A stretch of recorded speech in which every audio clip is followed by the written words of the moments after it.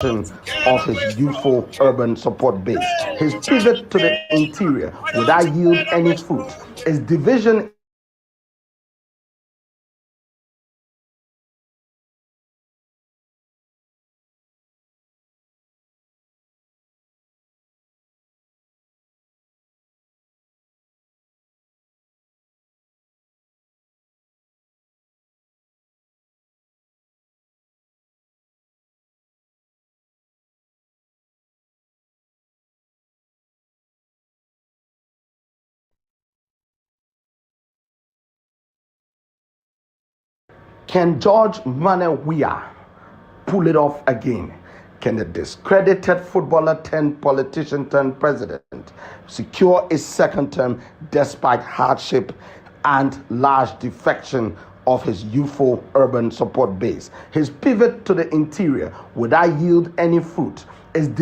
in the opposition enough for we are to clinch a second term. Join me, many package Dumoy, as I analyze the twist and turns on the Dumoy factor this and every weekday from 10 a.m. to 11 a.m. Can George Manuel Weah pull it off again? Can the discredited footballer turned politician turned president secure a second term despite hardship and large defection of his youthful urban support base? His pivot to the interior without yield any fruit. His division in the opposition enough for Weah to clinch a second term? Join me, many package Dumoy, as I analyze the twists and turns on the Dumoy factor this and every weekday from 10 a.m. to 11 a.m. George Manuel Weah pull it off again? Can the discredited footballer turned politician turned president secure a second term despite hardship and large defection of his youthful urban support base? His pivot to the interior without yield any fruit. His division in the opposition enough for Weah to clinch a second term? Join me, many package Dumoy, as I analyze the twists and turns on the Dumoy factor this and every weekday from 10 a.m. to 11 a.m. Can George Manuel Weah pull it off again? Can the discredited footballer turned politician turned president secure a second term despite hardship and large defection of his youthful urban support base? His pivot to the interior without yield any fruit. His division in the opposition enough for Weah to clinch a second term? Join me, many package Dumoy, as I analyze the twists and turns on the Dumoy factor this and every weekday from 10 a.m. to 11 a.m.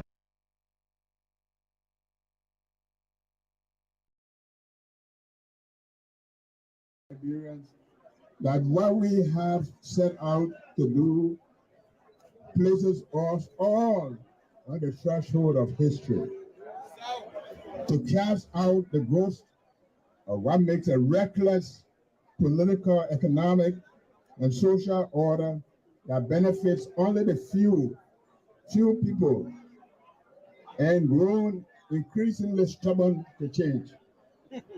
We have also come to let you know that we are united, determined to move forward together as an alliance, joining the millions of other Liberians across the country and the diaspora to break the cycle of abject poverty, impunity, illiteracy, disease, social injustice, dictatorship, corruption, and challenges that haunt the present, most profoundly the future.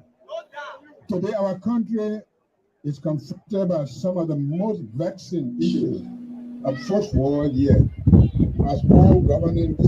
Manuel Weah pull it off again? Can the discredited footballer turned politician turned president secure a second term despite hardship and large defection of his youthful urban support base? His pivot to the interior without yield any fruit. His division in the opposition enough for Weah to clinch a second term?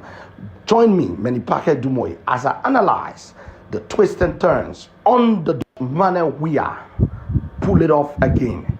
Can the discredited footballer turned politician turned president secure a second term despite hardship and large defection of his youthful urban support base? His pivot to the interior without yield any fruit.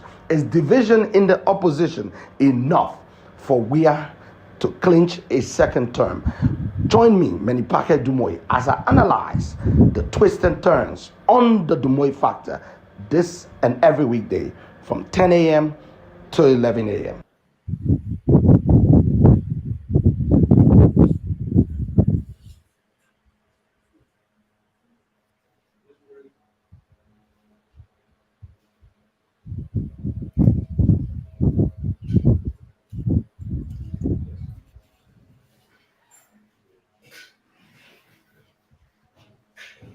Good afternoon, General of the Press, your lady. Um, at this table, you see four political leaders from the CPP. My former Vice President, President Nyonblee, Mr. Dillon, and Senator Lawrence. I know some of you have followed the outcome of our meeting from Madagascar. Some of the interviews. There have been issues in the media that we need to address as leaders of the CPP. And there are also issues that unfolded today that we need to inform our partisans and the country about. At the Madagascar meeting, there was a lunch meeting held of the four political leaders to discuss some issues about the CPP, but the key issue that is being in the discussion of the press and with our partisans is the issue of the consensus and the extension of the term of the chairperson, who is the political leader of the Liberty Party. I would just want to brief the public about that. That at that meeting, one of the first items on our agenda was to talk about the qualification of political leaders, especially political leaders who were interested in the stand-up-bearer position of the CPP. And to be qualified for the consensus, you must have had the convention, which is by the regulation of the National Election Commissions and our own framework document before we start the consensus process. Hoping that at the end of the consensus process, one of the candidates will be elected or will be qualified to run on a ticket. So we asked all of the political parties who are interested in the stand-up-bearer position to inform us if they were prepared for the consensus process, the qualification process. Ambassador Boyka informed the body that the Unity Party had their convention and he has been elected as the aspirant for 2022. Mr. Alexander Cummings informed the body that he has now had his convention and he was going to get back to the body with the timeline and plans from his party before he could speak about his own qualification. On that note, the four political parties or three political leaders decided that the right thing to do as leaders was to accommodate the ANC and Mr. Cummings by giving him some time to be able to have his convention and come back as the aspirant of the ANC. And so I was asked as the chairperson of the CPP to readjust the roadmap or the metrics that were presented in that meeting, including a timeline for the ANC to have their convention and come back, and while we push everything else further. When all of the political leaders agreed, in fact, Mr. Alexander Cummings, after his statement of agreement, he also reiterated that it was a good thing to have Senator Lawrence from the Liberty Party, who has no interest in vying for the presidency, to guide this process between he and Ambassador Boyka, since the both of them were interested in the presidency seat. And that was an agreement among the four political leaders at that meeting. Right after the meeting, We are pull it off again.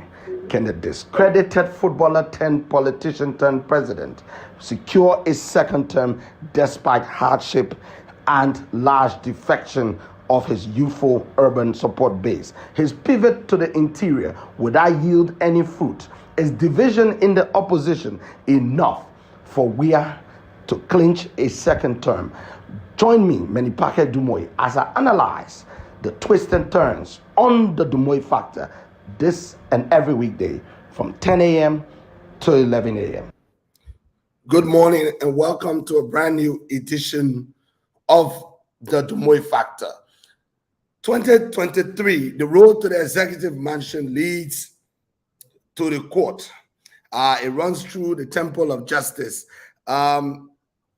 I don't need to inform you that this is going to be a litigation-heavy elections. Every small matter is going to show up before a judge as politicians turn to lawyers and judges to complete their political strategy.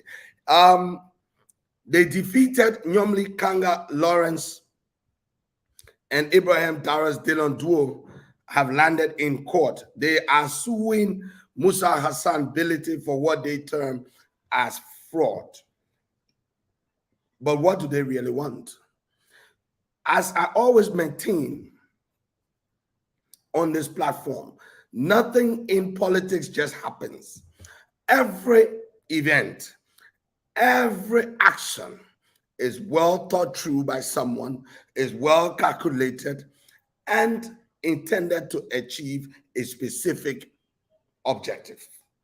What are the objectives of Nyonblee Kanga Lawrence and Abraham Dara's Dillon? And what is the possibility of success? As things stand, Nyonblee Kanga Lawrence has fallen pretty low. In the video you watched earlier, she was chairperson of the CPP, a full political party alliance. She tried to hold on to the chairmanship through an unholy relationship with Joseph Nyonblee and Benoni Wilfred Uri. I like to call them anchors of the system. So Benoni Uri, former maritime commissioner, Nyonblee Kanga Lawrence herself has been a leader of the unaudited Senate. Nyonblee Kanga Lawrence has been at the Senate well over a decade now, has not faced a single audit, although she's been presiding over millions of dollars of procurement in legislative budgetary spending. This is the system. Joseph Nyonblee, former president of the Senate. The system candidates, the system representatives of the system, they have a sub-coalition in the opposition. Yes, they want change, but they just want to change the name of the man in the executive mansion. Liberians are not really interested in just changing the name of the president. They want a material change in their circumstances. When people attend rallies, when they sit on Facebook and criticize George Weah and promote the opposition, they're doing so because they want material change in their circumstances. They want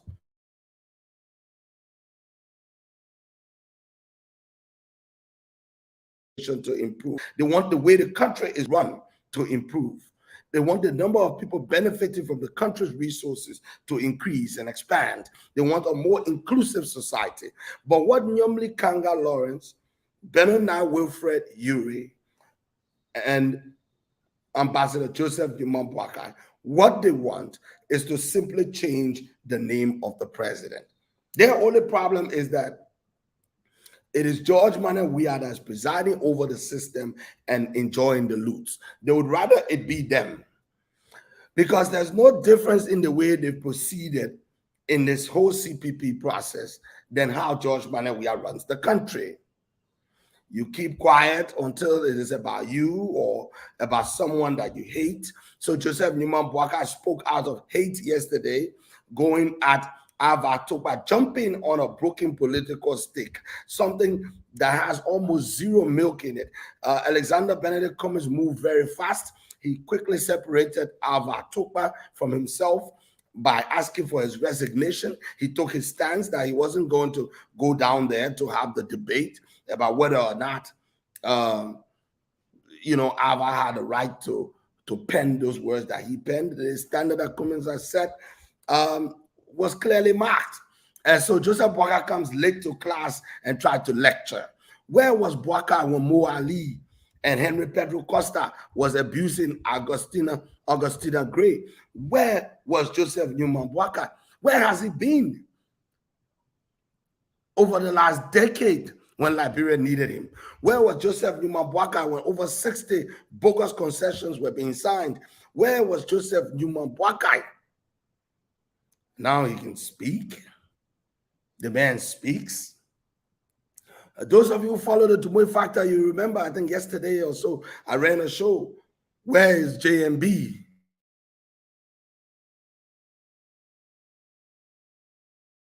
Bouakai trying to join the conversation opportunistically trying to join the conversation with a self-centered political response to a deepening national crisis. I think he spoke after outrage about the book, because outrage about the book turned into outrage about the president's excesses. So what began as a move on Facebook to isolate and to give Alva Tukba the tongue lashes, Alva Tukba himself has since said he apologized for the content of that passage. And then everything turned to whether or not the government conducted itself properly in the matter involving Alva Tukba, the so-called protective custody. We stopped the man at the border because it was late, as if this guy is a minor. And if you stopped him crossing, why didn't you give him the option to decide where he wanted to go? The truth is that the GOL arrested and held Alva Tukba for over 24 hours, but only panicked when external pressure came upon them. They can't even be men enough to stand by their shortcomings. But Joseph Bouakai doesn't address any of that. He focuses on, quote unquote, protecting the women of Liberia. Where was Joseph Newman Bouakai when all the rape in the country is going on? We've not heard from him. Where is his response to the State of the Nation address? Joseph Newman Bouakai is an absentee leader, and there's nothing he can do to fix that at the moment. But yeah, let's get back to the objectives of Nyonblee Kanga Lawrence. The objectives. So, as I said, Nyonblee Kanga Lawrence started at chairperson of the CPP. She lost that throne. Then she still had the position of political leader of the Liberty Party. She also proceeded to lose that position temporarily on account of her inability to settle her indebtedness to the party in terms of party dues. So now she is a suspended member of the party, and Musa Hassan Belete is the acting political leader up until Nyonblee Kanga Lawrence can settle her financial obligations to the party. Nyonblee tried to launch a political offensive. Nyonblee understood that legally Musa Hassan Belete had the high ground, but she calculated that her public image as this quote-unquote daughter of Bromskin and a top-notch politician from Grand Bassa, that the basis of Liberty Party political potency in a post-Bromskin era rests upon her shoulders. She thought she could use that position to bastardize and undermine the legitimacy of Musa Hassan Belete's leadership and frighten his supporters to shift toward her. So over the last 4 or 5 months, Nyonblee Kanga Lawrence has been trying to execute a political strategy of intense pressure and the delegitimization of Musa Hassan Belete and the majority of the executive committee. The fact that she's in court now, challenging Belete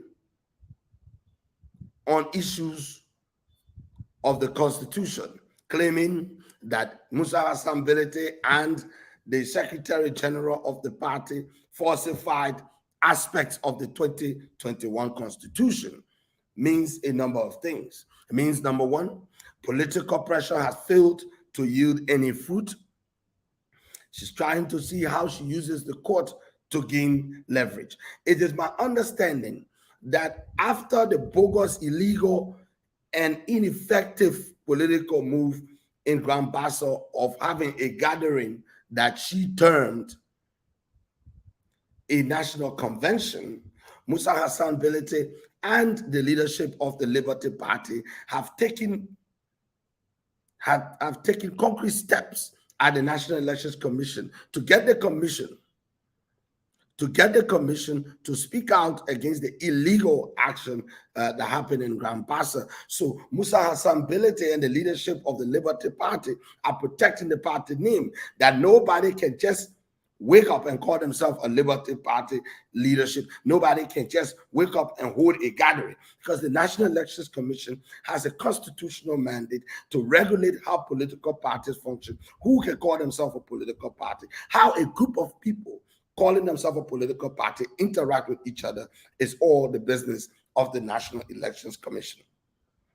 You can't just wake up tomorrow and have a political party without being regulated by the National Elections Commission. And if you are a legitimate political party, the National Elections Commission should know every time you go to national convention. And that convention should be sanctioned by the National Executive Committee and all of the structures that are recognized by the National Elections Commission. A letter has to go to the National Elections Commission. That letter has to be signed by the Secretary General on record. The Secretary General on record, that would be Martin Kula. None of that was done. So Musa Hassan Bility wants the National Elections Commission to rule on this matter. I understand probably today there will be a citation of the parties before the National Elections Commission to look into the illegal convention. And so Nyonblee, Kanga, Lawrence, and them, knowing that the National Elections Commission will obviously rule against them because they have not done the proper thing. They don't have a basis for their action. They don't have a legal basis for their action of holding a convention. There are so many rituals that must be followed for a convention to have legal force. That convention has to be organized by the legitimate and recognized structures. Recognition here, as we speak of it, is about recognition by the National Elections Commission. So here we are. You hold a convention in Grand Bassa at which you quote-unquote expels Musa Hassan Bility and Martin Kula. You are unable to stop them from continuing to act in their role. And so you run to court. And you're also aware that they're about to drag you before the National Elections Commission. And if Nyonblee is not careful, a ruling from the National Elections Commission will put the nail in her coffin of legitimacy. So, knowing that this is all going to take place in the space of days, she and Ibrahim Darras Dillon sue for leverage. They sue to create leverage. The problem with that is that they cannot win in court. The problem with that is that they cannot win in court. You also have greater latitude to play with National Elections Commission judgments and decisions in a non-election year. The problem is that if the court rules against you, you cannot act against court order, because then you have something called contempt of court, and the court has real teeth. And so Nyonblee, Kanga, Lawrence, and Ibrahim Darras Dillon have mistakenly played into Musa Hassan Bility's hand. Now, Musa Hassan Bility's leadership will be vindicated by the court of law. And if rulings come from the court, she cannot side brush it in the same manner that she has been side brushing the National Elections Commission order. So the objective of Nyonblee Kanga Lawrence here is to gain leverage. That immediately the National Elections Commission ruled that the Grand Basel Convention was illegal and improper, she can say to the media, we are waiting for the results of the court case. We are waiting for the result of the court case. So she can hang on that court case. However long it drags will be however long she will continue to remain relevant. There's a problem. There are 2 or 3 problems with that move. In addition to the fact that you are setting yourself up for potentially being charged with contempt if you fail to win that court case. I will explain to you one fundamental reason why Nyonblee Kanga Lawrence cannot be successful in court right after this.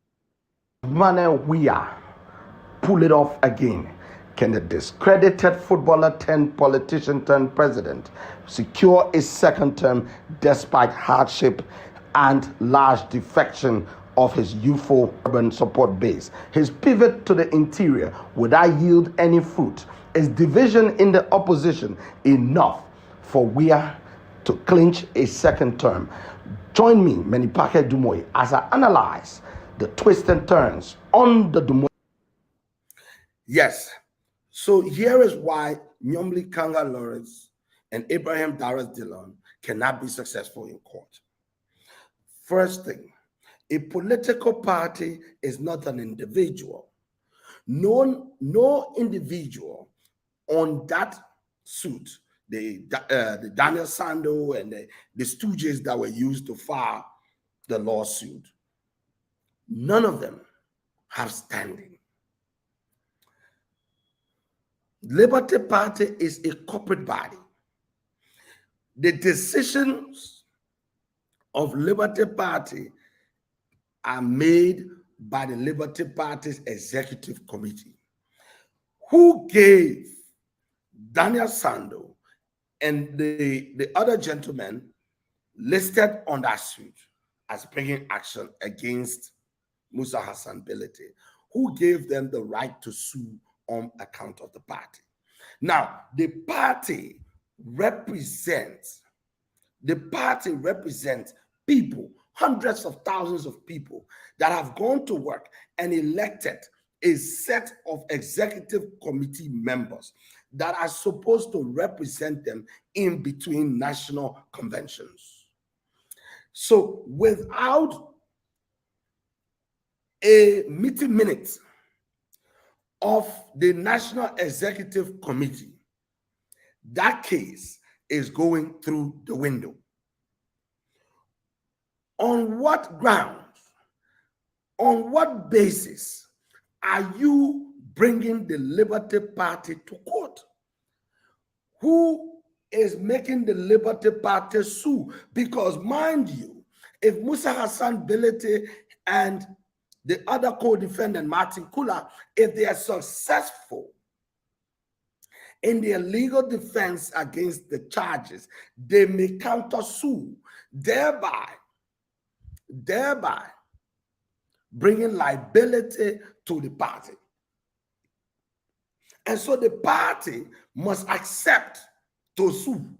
The party must accept to sue.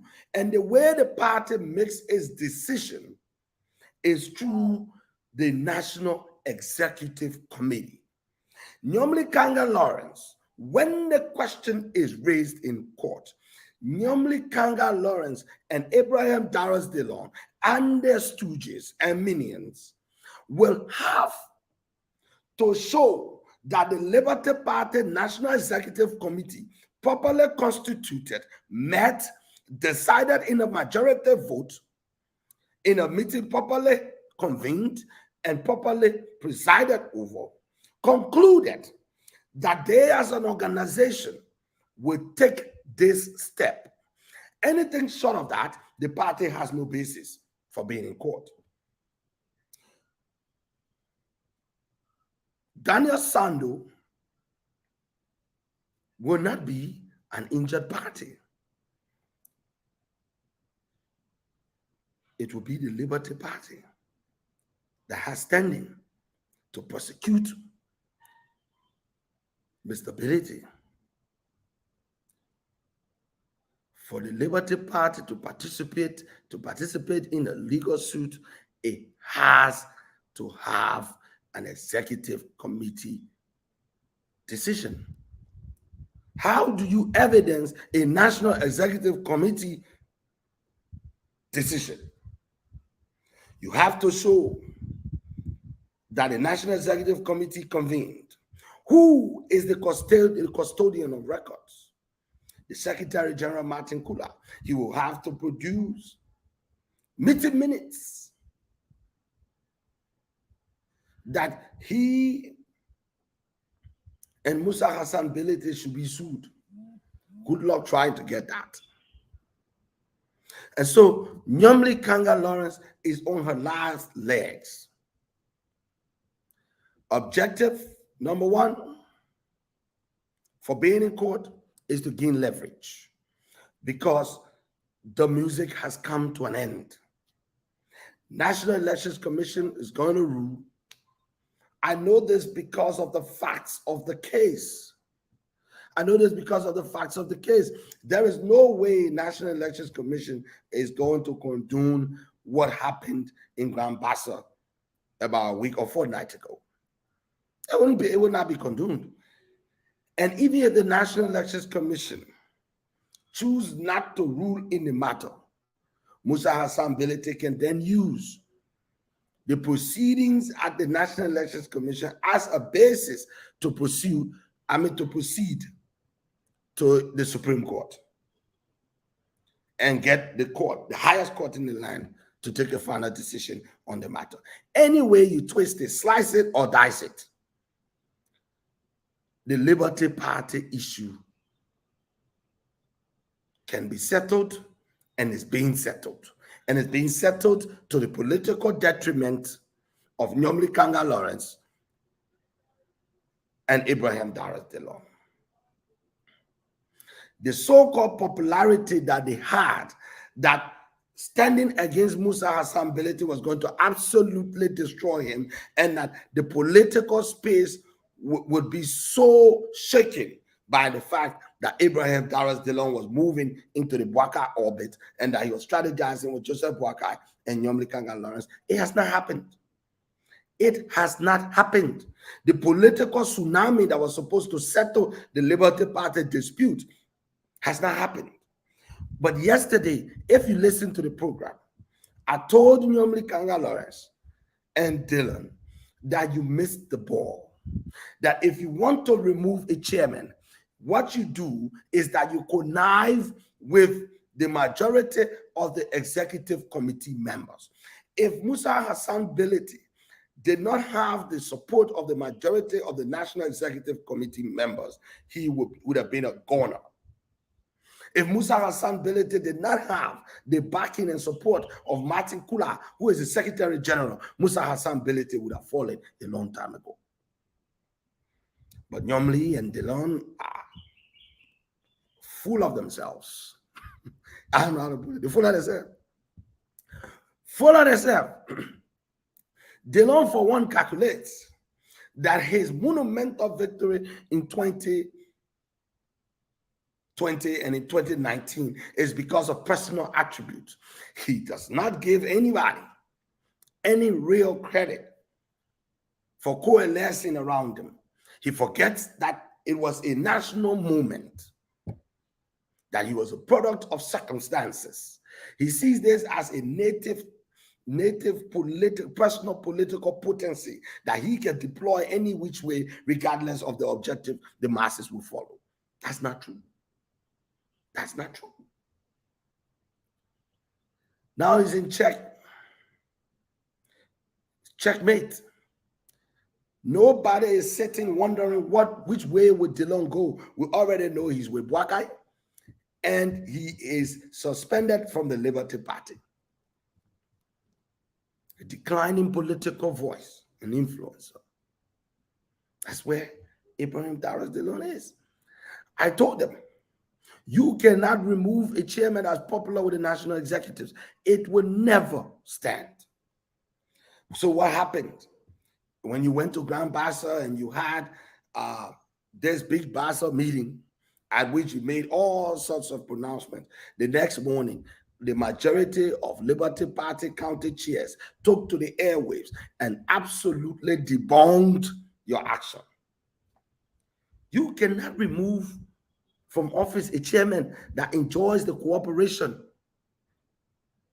of the national vice chair for administration, of the secretary general, of all the county chairs, or vast majority of the county chairs, and who controls the headquarters and has resources to continue to operate without your financial contribution.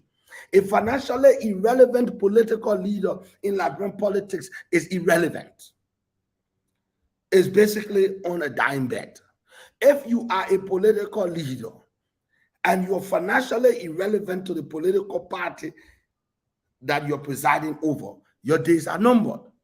In Liberia, you don't rule over a political party and be financially irrelevant to the operation and maintenance of that party. First bad move is to attempt to be political leader and have Musa pay the bills. Doesn't make sense. Doesn't make sense. And so the only objective of this legal action is political leverage. But that political leverage is tenuous. It will be disappearing. So we have the weekend and then maybe a few days into next week. It's over. You run into a roadblock. Who brought the Liberty Party to court? Who made the Liberty Party take legal action? Did you get the permission of the Liberty Party to associate it with this suit? To bring its constitution before the court? No. At that point, how do we proceed? At that point, how do we proceed? And this also tells me a number of things. It tells me that the GOL agreeing to prosecute another bogus fraud case tells me that the Alex Cummings one is already dying. The Alex Cummings, the bogus charges against Alex Cummings is already dying. Since the stay order imposed on the decision of the judge, the GOL started to smell the coffee. That was their last move. So because on all fronts, Joseph Nyonblee's strategies are not working, they try another lawsuit. Now, look at how incapable these people are at strategy. You take a strategic move of working along with the government of Liberia to distract Alexander Cummings from his campaign, because Joseph Nyonblee basically is not campaigning. He's a RIA. So your goal is to keep Cummings in court.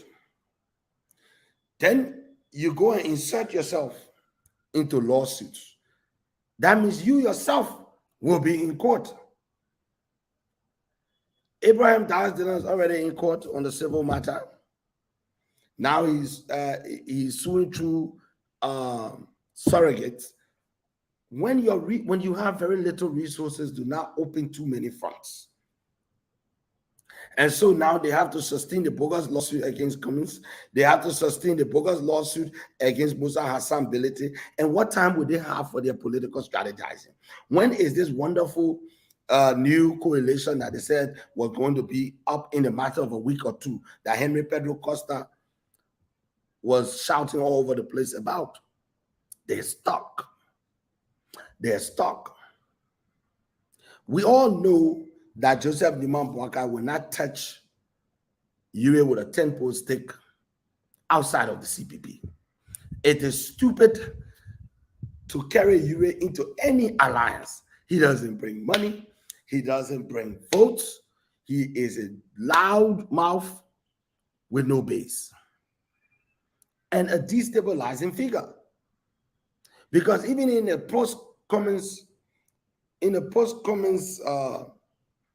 arrangement where Nyonblee, Ure, I've spoken to ALP people. They tell me Ure expects to be running mate, which then tells me that Yure is looking for a reason to walk away from Bwakai because he has been paid. Because he has been paid by we are. Because Yure know goddamn well Bwakai is not going to pick him as a running mate if Bwakai is in fact running. Look at the level of uncertainties. Then they say Cummins got a problem. Long since Cummins opened the door and say goodbye. As soon as you said you were leaving, we told you goodbye. But you can't go. And like you can't visit somebody.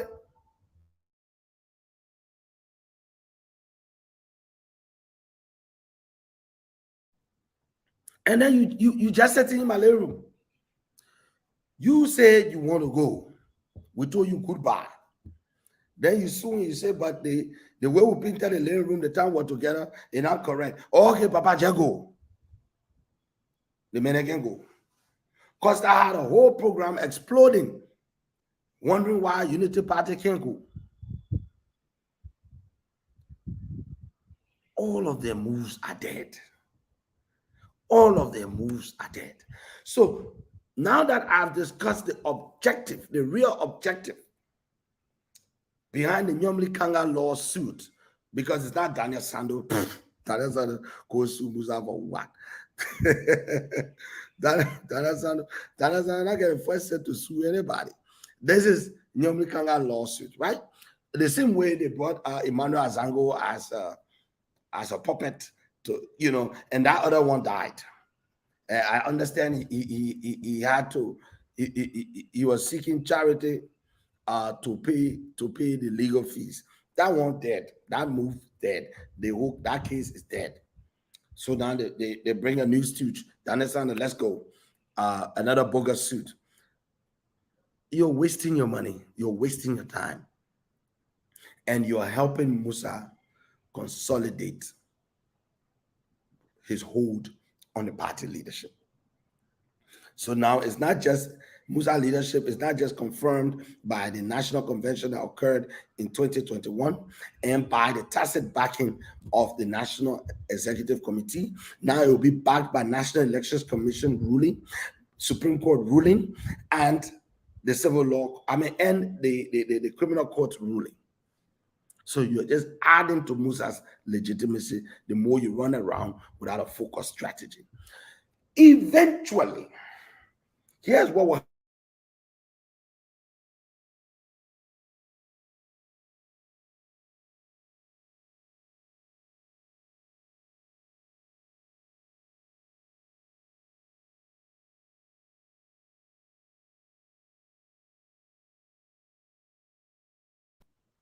remember when Nyonblee Kanga Lawrence read in Grand Bassa when she abused her office as acting chairperson of the CPP to consolidate the slander, to grant legitimacy to the slander, to Benona Yure's slander against the reputation of Alexander Cummins. I did a show, The Rise and Fall of Nyonblee Kanga Lawrence. I then predicted that Nyonblee will not only lose the chairmanship of the CPP, but she will lose the political leader position of the Liberty Party and fade into irrelevance, and she will just continue to serve out the rest of her term as Grand Bassa senator. And as a third-term senator is not likely, Nyonblee is gone off the national stage.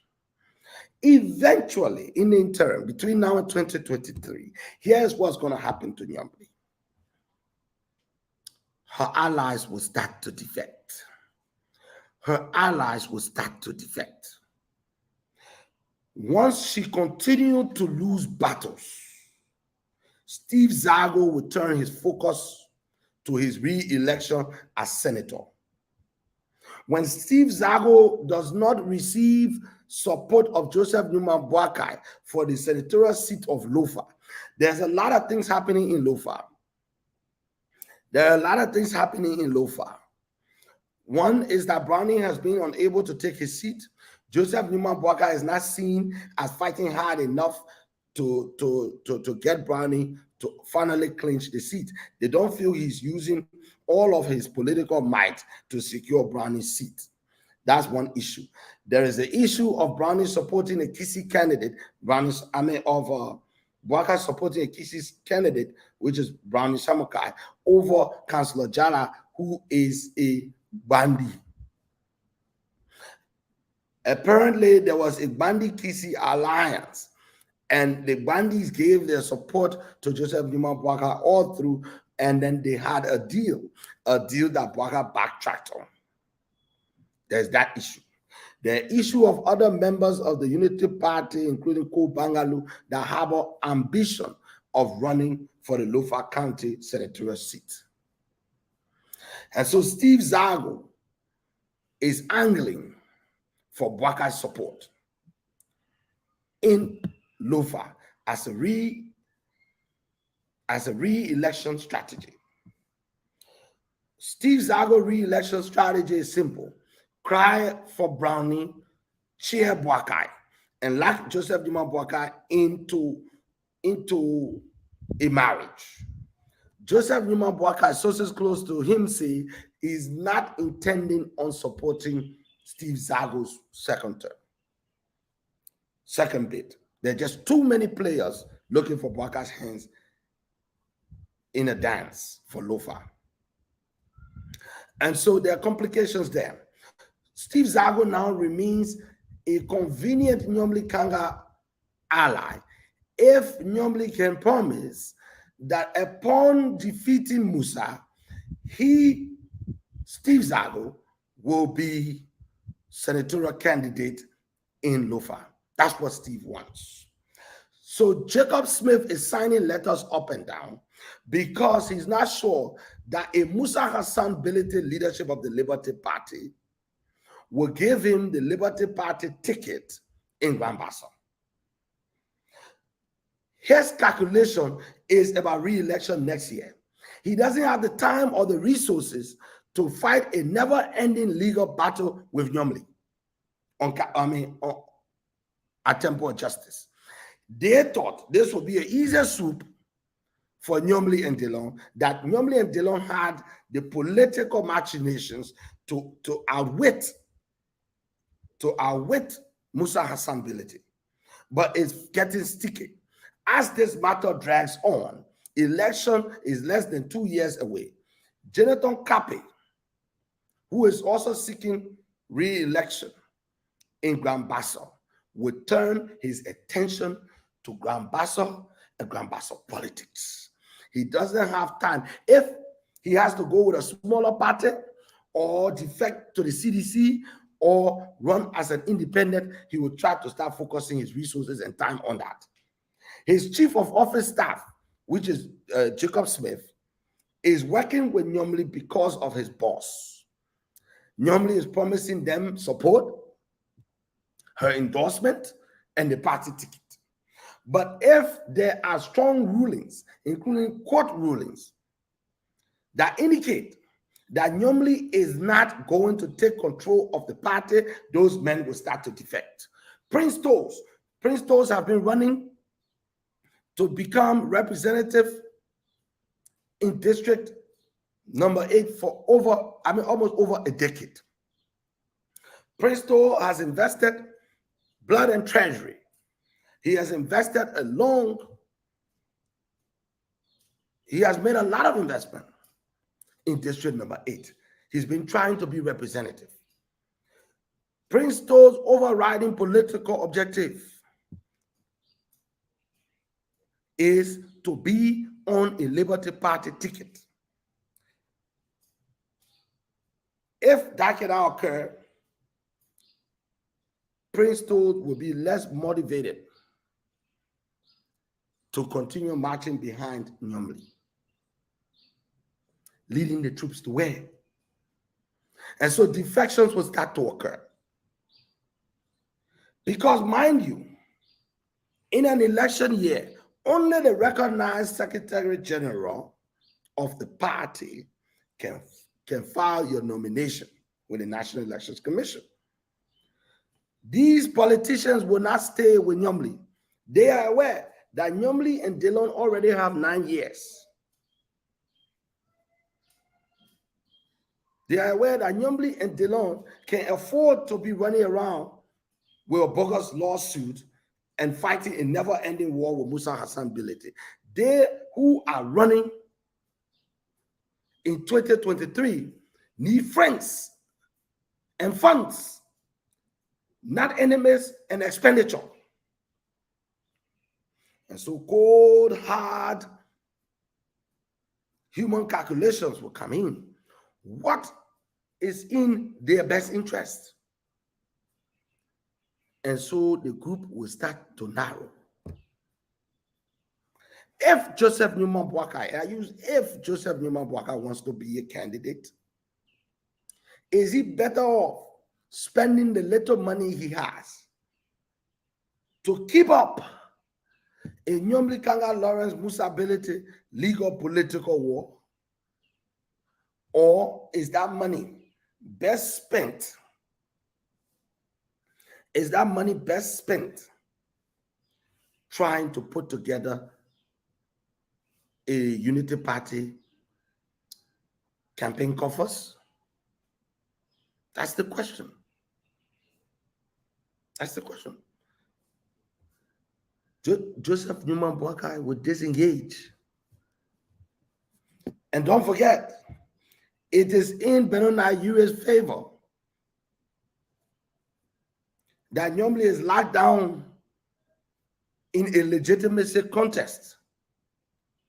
Ure is already collecting money from the government. The money he will be able to collect, the black deals he will be able to be cut as the running mate of Joseph Newman Boakai, it will be even more. His relevance will go up. And so he has a wet dream about being a running mate, so to put it. And so Nyonblee Kanga Lawrence is shooting herself in the head. I've done all the analysis, all the assessment. I don't see the strategic value of her action. I don't see how she benefits.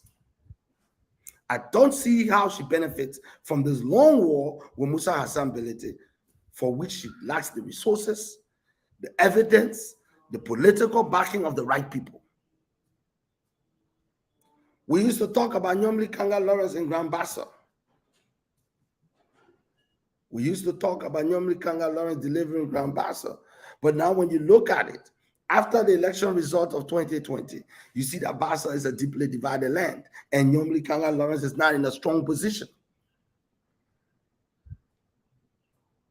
Especially with Milton Finlay, Besonga Milton Finlay still hovering over the terrain. And so, as we speak, as things stand, Nyonblee Kanga Lawrence is on the grounds of the Temple of Justice with one frivolous suit after the other, having been disgraced at the National Elections Commission, taking a matter, picking a bone with the entire commission, all the set of the commissioners, the entire set of commissioners. Remember, her lawyer, Carlos Smith, misled her to challenge the commission's decision. That failed. She just opened one legal battle after another, like a plague. But nothing has worked. And so Musa Hassan Bility is sitting, rubbing his hands gleefully, because Nyonblee Kanga Lawrence and them have taken the matter to a judicial forum where it can be settled by a third party. And it's better to play politics with these sort of things than to take them before judges. And Nyonblee will find out the hard way. Thanks for being there. It's been another great edition of the Dumoy Factor. I'll see you on Monday with a brand new edition of the show. On Monday, we'll be looking at the moves of Edwin Snow. The moves of Edwin Snow. While we are in court and while we are busy with the internal CPP fight, there's a lot happening. There's a lot happening on the political scene. I will draw your attention to the moves of Snow.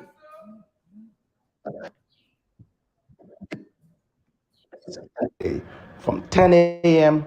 to 11 a.m. Manner we are pull it off again. Can the discredited football